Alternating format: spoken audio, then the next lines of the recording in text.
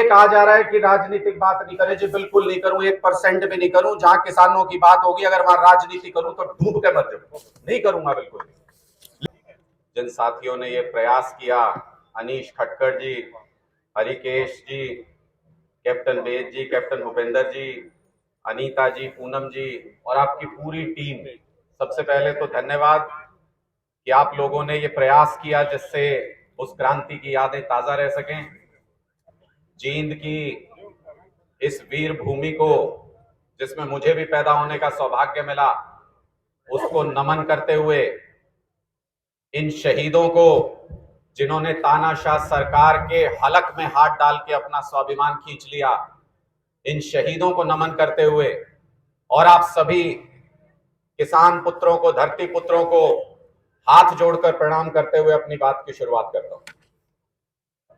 समझने की बात यह है कि हमारे साथ इंसाफ सिर्फ अभी नहीं हो रहा, हमारे साथ इंसाफ सिर्फ, ये नाइंसाफी सिर्फ इस आंदोलन में नहीं हुई, आपके और हमारे साथ, आम घरों के लोगों के साथ ये नाइंसाफी रोज होती है, हर रोज होती है।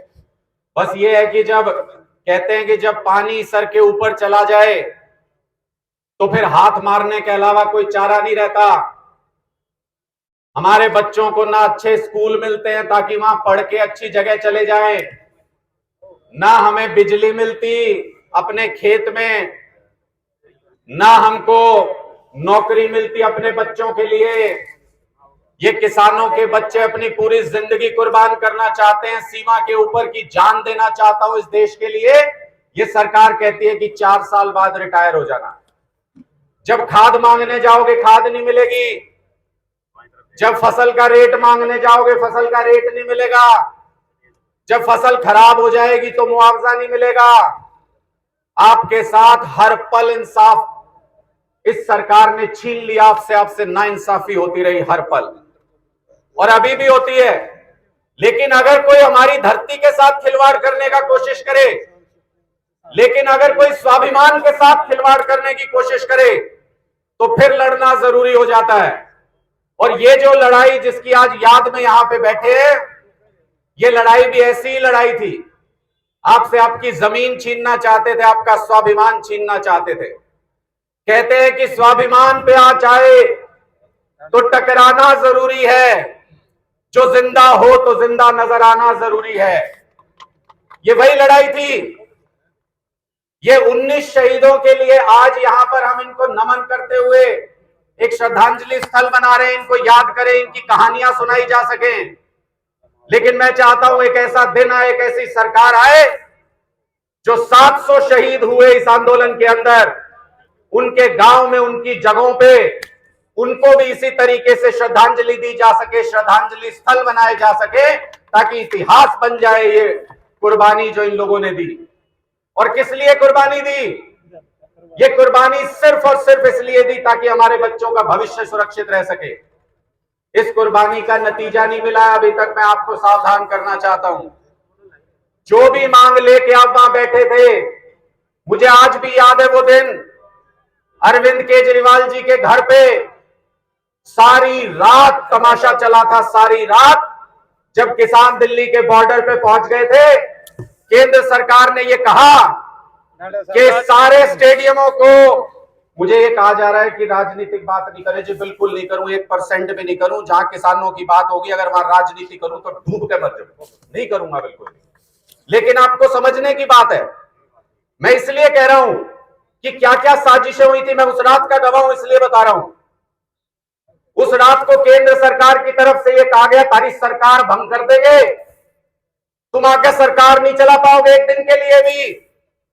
तो किसी को तो आज भी स्टैंड ले रहे हैं ना, किसी को तो स्टैंड लेना था। केजरीवाल जी ने यह कहा था चाहे फांसी दे दे, ये कलम तोड़ दी, साइन नहीं करूंगा इस फाइल के ऊपर जिसको कह रहे हैं स्टेडियमों को जेल बना दो।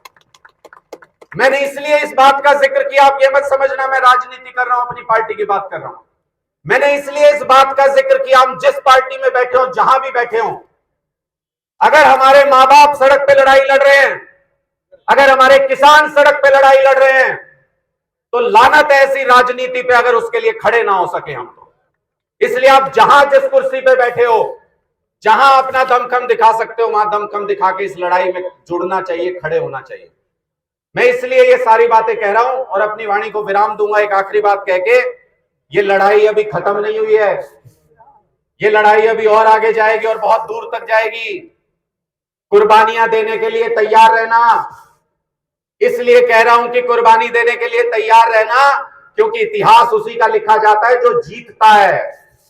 जो लड़ाई में एक छोटी लड़ाई का एक छोटा टुकड़ा जीत लिया, उससे इतिहास नहीं लिखा जाता। जब इस तानाशाही सरकार को पटक दोगे, पलट दोगे, तब आपका इतिहास सुनहरे अक्षरों में लिखा जाएगा, उसके बिना नहीं लिखा जा सकता।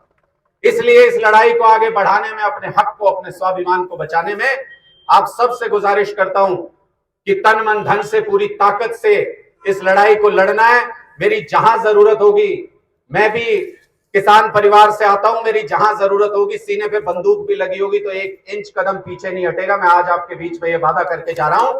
बहुत बहुत शुक्रिया आप सभी का इस अच्छे अवसर पर कि हम अपने शहीदों की कुर्बानियों को सिर्फ एक मौत समझ के व्यर्थ नहीं जाने दे रहे, बल्कि उनको याद रखेंगे ताउम्र, उससे सीख लेंगे और आगे अपने बच्चों के लिए संघर्ष करेंगे। इतना ही उम्मीद करते हुए मैं हाथ जोड़ के आप सभी को प्रणाम करता हूं। बहुत बहुत शुक्रिया आप सभी।